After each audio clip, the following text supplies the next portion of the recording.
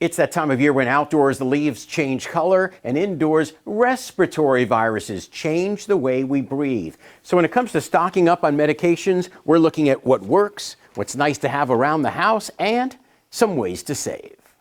Days Pharmacy, this is Kevin. Can I help you? At Day's Pharmacy, Kevin Day is busy being a good neighbor, helping customers with their coughs and sniffles. He was very understanding about the medication that I wanted. Day admits over-the-counter medicines can be expensive, with some 24-hour meds now $30. He says shorter duration, immediate release options can be less pricey. From a price point, this is just so much more affordable. So we sell this, including tax, for less than $10. This is almost 30. Day suggests generic versus brand name drugs, which can save 40% or more. The generics have to be the same, so the same strength, same ingredient. If you have an account, internist Dr. Paul Bradley suggests using your HSA or FSA to stock your medicine cabinet with essentials like acetaminophen, Mucinex, Benadryl, Pepto-Bismol, and saline nasal spray. He adds a COVID-19 testing kit could save you from having to leave the house. You might not even have to go to the doctor's office. You might be able to just get a virtual visit.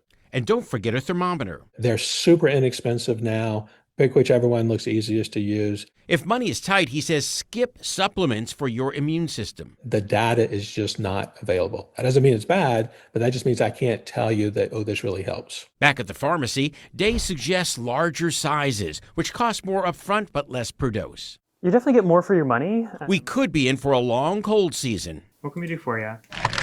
But a local pharmacist can help find the best meds at the best price so you don't waste your money. John Mattery, Scripps News Group.